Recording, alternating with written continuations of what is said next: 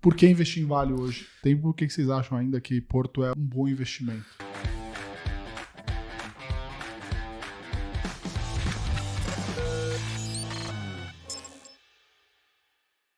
É Vale, Sim. né? É uma empresa exportadora. Hoje, enquanto a gente está gravando aqui, aliás, saiu notícias aí relacionadas à China e Vale está subindo mais de 5%. Ela vem sendo penalizada com toda uma história de China. Sim. E, aliás, até falar para o pessoal que está assistindo a gente gravou um programa último com o Hélio e ele é super negativo com China, né? Ele é até chinês, é engraçado. E ele fala assim, eu não compro nada que tem uma derivada de China. Queria que você fizesse um contraponto ainda, né? Com toda a notícia ruim de China, apesar dessa notícia pontual aí de reestímulo, por que investir em Vale hoje? Não, legal. A gente sempre gostou de empresas de commodity, tá? Então, a gente já teve história de posições grandes, relevantes em siderúrgicas, empresas de petróleo também, tá? Então, a gente entende que é um setor cíclico, né? E para você olhar empresas de commodities, você tem que olhar muito a parte da oferta, né? Então, e empresas tipo menor custo de produção e pouco alavancadas, porque se você errar um pouco do ponto do ciclo, você não sai fora do jogo, né? Da Vale, assim, de fato, hoje existe uma preocupação, está latente, todo mundo com a China, o mercado imobiliário está passando por um problema de desalavancagem gigantesco lá dentro, tá? Mas eu entendo que, hoje você tem uma margem de segurança razoável para investir em Vale, tá?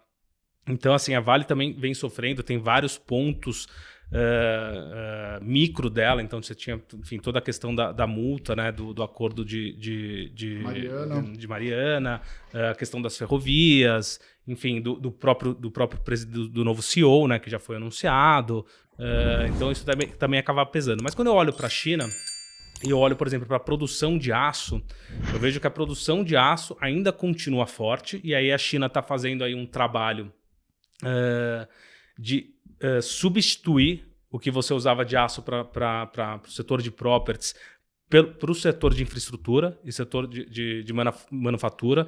Então, isso daí tem substituído, e uma outra parte para exportação. Tá? Essa outra parte de exportação, de fato, é de menor qualidade, você tem que ficar atento. Hoje a China está exportando ao redor aí de, 70, 80 milhões de toneladas de aço ano. Né? A gente voltou porque a gente exportava lá em 2015. Não à toa a gente tem visto todas as siderúrgicas aqui gritando e reclamando. Né?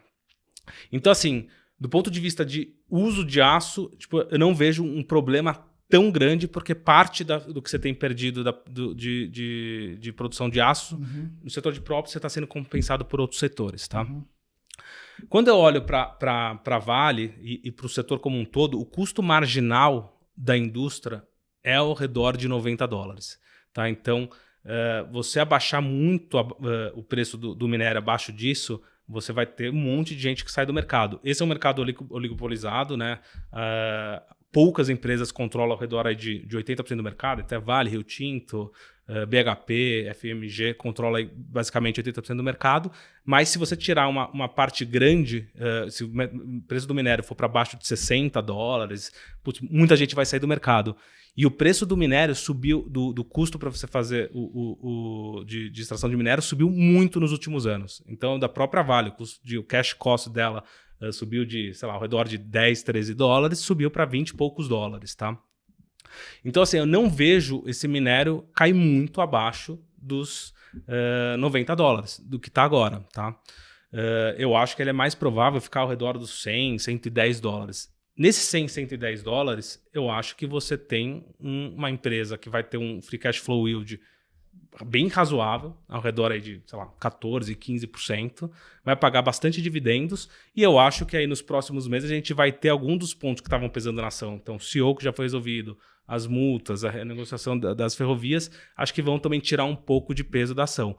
E eu acho que, assim, o governo chinês ele não tem feito bastante coisa, né? Do ponto de vista, assim, a gente está passando por uma recessão de balanço lá na China. Recessão de balanço a gente já sabe que só resolve com fiscal. não é nem política monetária, mas o governo chinês não está fazendo nem política monetária, ele ainda tem bastante espaço para cortar juros, como ele fez hoje, enfim, tentar segurar, acho que assim, ele não quer que o mercado imobiliário exploda, mas também não sei se ele vai fazer muita coisa, mas ele tem muito espaço. Então, assim, eu vejo um play bastante assimétrico, pouquíssima gente tem Vale hoje, o mercado é muito, tipo... leve, né? Tá muito leve, para uma empresa que eu acho que tem uma margem de segurança muito boa, que vai ter vários, enfim, quando você olha, tipo, o desconto dela para as peers, tá, altíssimo. Quanto que é hoje? Negocia? Putz, deve estar, tipo, ao redor, ela tá negociando, sei lá, 3,5 vezes, dependendo de qual minério que você vai usar. Sim. As peers estão negociando, sei lá, 5 vezes. Então tem bastante desconto, assim, que a gente vê. E a gente gosta, acho que vale a pena. E aí dentro do, enfim, a gente acho que faz bastante sentido, enfim, aí quando você olha dentro também da composição do portfólio, acho que, enfim, casa bem, mas de novo, pra gente é a parte micro que a gente olha e acho que faz sentido ter uma posição. Então eu queria que você contasse um pouco do case de Porto hoje, né? Por que vocês investem há tanto tempo, por que vocês acham ainda que Porto é um bom investimento? Não, legal. Realmente, assim, a Porto durante muito tempo era uma empresa que as pessoas não davam muita bola, né? Então, você conversava com o pessoal, com outros investidores, enfim, todo mundo sempre tinha um pé meio atrás, né? Olhava para Porto muito só como uma empresa de seguro alto, enfim, aí falava, putz, esse negócio não cresce tanto, né? Sei lá como é que vai ser a mobilidade no futuro, um monte de desafio. Então, o pessoal nem olhava direito. Só que a Porto ela já está passando por uma transformação já há muito tempo, que acho que foi por baixo do radar, né? E acho que até recentemente ela tem conseguido também se comunicar melhor e mostrar um pouco dessa transformação, que é uma diversificação de negócio. Então, de fato, a Porto é uma empresa de seguro alto, né? Começou com isso. É a maior seguradora do Brasil, enfim, tem o maior market share, ela tem ao redor de 30% do mercado, tá? Só que ela é muito mais que isso, né? Então, quando a gente vai identificar empresas que a gente gosta, a gente procura algumas características, né? Uma das características são empresas que tenham vantagens competitivas, enfim, claras, né? Que, enfim, protejam ela da competição e façam que elas continuem crescendo aí gerando valor para o acionista. E a vantagem competitiva que a gente entende que a Porto tem é o poder da marca, né? Então a Porto tem uma marca muito forte. E a gente entende que a Porto é capaz, né? Enfim, já há vários anos, capaz de transferir esse poder de marca para outros produtos e serviços. Então a Porto veio ao longo dos anos diversificando sua receita. Então hoje, mais de metade da receita da Porto ou do lucro vem de outros produtos e serviços, tá? E então hoje a Porto ela tem a parte de seguros, então tem seguro alto, mas tem seguro patrimonial, ela tem a parte de Porto Saúde, onde é a parte de seguro saúde. Então a gente fala que hoje a Porto Saúde talvez seja a seguradora de saúde que mais cresce no Brasil, né? Com uma sinistralidade controlada. Ela tem o Porto Bank, tá? Então, onde ela tem cartão de crédito, são mais de 3 milhões de cartões emitidos. Ela tem uma carteira também de crédito, onde ela acaba financiando veículos. Ela tem o Porto Serviços também, que é super legal. Então, tem lá que é o antigo o Repara, né? Porto Faz. Então, ela tem várias verticais. Hoje, ela tem um trabalho de independência dessas verticais, tá? Onde ela consegue gerar muito valor em cada vertical. Então, o último resultado, inclusive, eles acabaram até separando, né, a geração de valor por vertical, e você vê que todas as verticais, de fato, estão gerando bastante valor. E é isso. Então, hoje a Porto é um negócio onde ela tem muita oportunidade de crescimento nessas verticais novas, né, com geração de valor, e com uma cabeça tipo de dono, né? Uma cabeça muito alinhada de pensar no futuro da empresa, né? Uma estratégia de longo prazo. Então a gente gosta, a gente sempre investiu. Obviamente lá dentro do fundo a gente faz muito size, então, enfim, às vezes a margem de segurança tipo diminui, então a gente acaba diminuindo a posição. Às vezes tipo o mercado acaba dando oportunidade, a gente aumenta bastante a posição, mas a gente gosta bastante do case e acho que a Porto ainda tem bastante margem de segurança, enfim, tem feito um trabalho de diversificação que cada vez está ficando mais evidente aí para os outros investidores. Sim. Como é que você compara, assim, tem poucas seguradoras, né, no Brasil, né? Como é que você compara que esse é um negócio melhor? No final do dia, a seguradora acaba sendo muito parecida com um banco, né? Multiproduto, cross-sell, etc. E talvez os múltiplos sejam um pouco parecidos, né? Com crescimentos talvez diferentes, né? E riscos talvez também um pouco diferentes. Se for pensar, a parte de seguros do Bradesco também é muito forte, né? O Bradesco é talvez um banco mais parecido com o Porto do que com outros bancos, vamos dizer assim. Como é que você faz essa análise hoje, né? Até porque vocês têm Itaú, né, na carteira. por que hoje, né? Quanto que negocia hoje Porto Seguro? 9 vezes lucro? Alguma coisa nesse sentido? Mais ou menos por aí. Assim, quando a gente vai olhar assim, o business de qualquer business dentro que a gente vai olhar, a gente gosta de olhar algumas métricas, tá? Então, por exemplo, a gente não gosta de olhar na SFA, tipo, preço justo, né? O target price, né? Por quê? Porque isso dá um caráter meio de finitude nas empresas. Então, a gente olha algumas métricas. Uma métrica mais comum, a gente olha a TIR que aquele investimento vai te dar pelos próximos 5 anos. Mas tem outras métricas que a gente gosta bastante, que são métricas mais ligadas à geração de valor. Então, de novo, outra característica de empresas, né? Outro ponto que a gente busca em empresas para investir são empresas que têm vantagens competitivas e geração de valor. Então, tem uma métrica que a gente tenta ver quanto que a gente está pagando por crescimento futuro. Tá? Então, o que a gente faz? A gente pega qual que é o capital investido da empresa total, né? Pega qual que, enfim, perpetua a geração de valor hoje, corrente, né? E aí a gente vê quanto que a gente está pagando. Então, sem fazer nenhuma assunção, nenhuma projeção, a gente sabe quanto que a gente está pagando. E a Porto, a gente estava pagando... Enfim, que a Porto até andou bastante esse ano, né? No ano passado. Uhum. Até pouco tempo atrás, a gente pagava praticamente zero. Na verdade, negativo para o crescimento futuro. Então, assim, era um case assim, muito claro de uma empresa que estava crescendo. Tudo bem, ela não vai crescer 30% ao ano, 40% ao ano. Aliás, pouquíssimas empresas conseguem. Mas uma empresa que tem uma qualidade de crescimento, gerando valor, onde você paga praticamente zero para o crescimento futuro, para a gente parecer muito mal precificado, tá? Então a gente tenta olhar outras métricas para também não... Enfim, são métricas mais ligadas ao que a gente acredita do ponto de vista de geração de valor do que só as métricas tradicionais de, enfim, preço-lucro ou price book, né? Preço patrimônio líquido. Mas, de fato, sim, a Porto hoje ela negocia num preço-lucro que para a gente parece baixo, tá? Ao redor aí de 9 vezes. Eu estava até olhando a performance da ação aqui, né? Ela andou bem esse ano, né? Então está subindo aí algo em torno de 25%.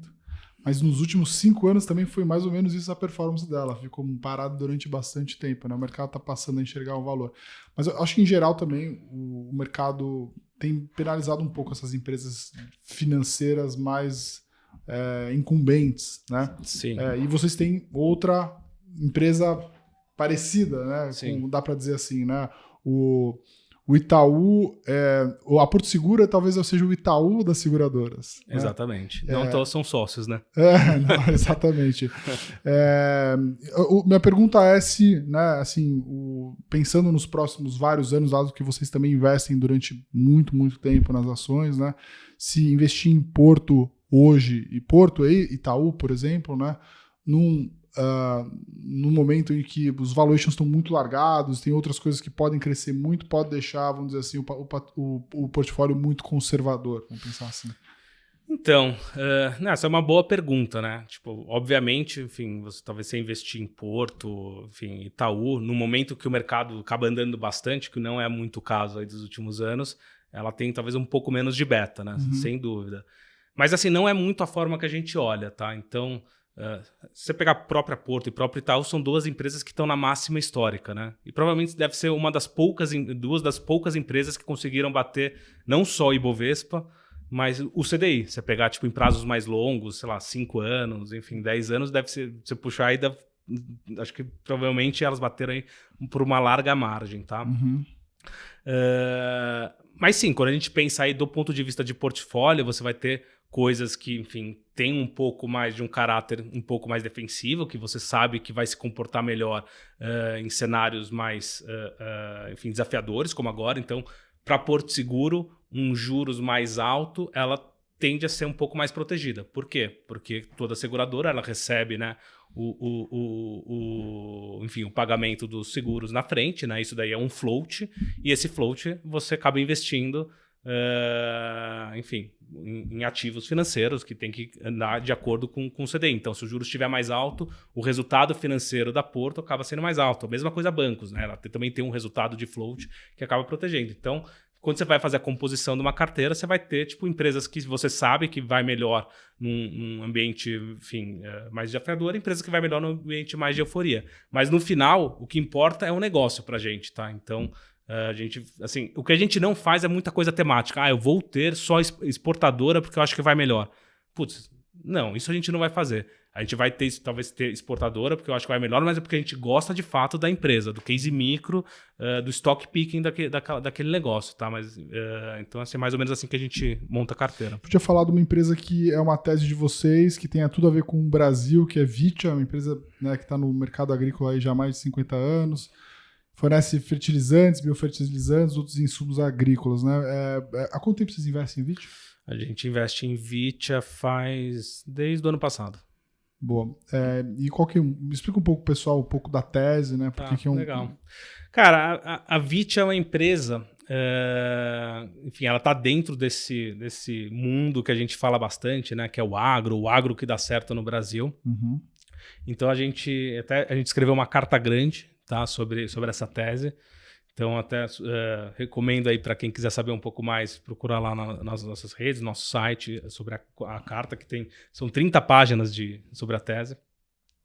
E a Vitia, ela é uma empresa de insumos biológicos, tá? De defensivos biológicos e fertilizantes especiais, tá? Então, esse é um mercado relativamente novo, tá? Mas que tem crescido bastante aqui no Brasil e tem ganhado bastante tração, tá? Então, se você voltar um pouco num tempo, né, existia uma dúvida se os defensivos biológicos iam, enfim, ganhar atração, se as pessoas iam usar. Hoje eu acho que tem pouca dúvida que isso vai acontecer, né? A adoção já é muito alta dentro dos produtores, tá?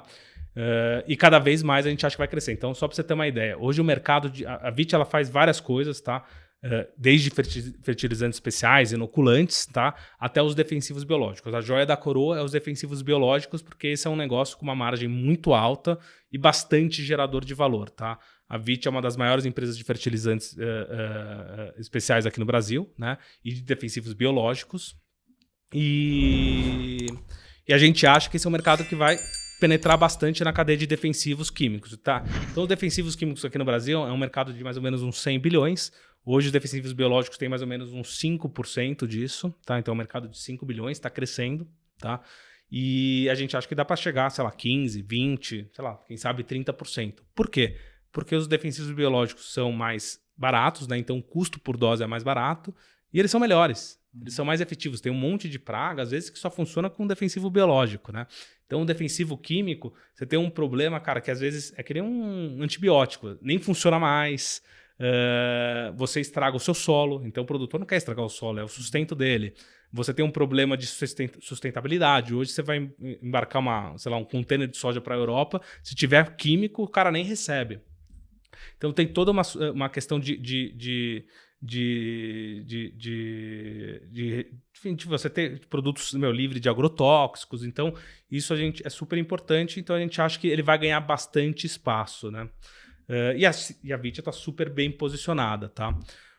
A gente está passando por um momento super delicado no agro. E aí, como qualquer empresa de commodity, você tem ciclos bons e ciclos ruins, tá? E o que a gente olha?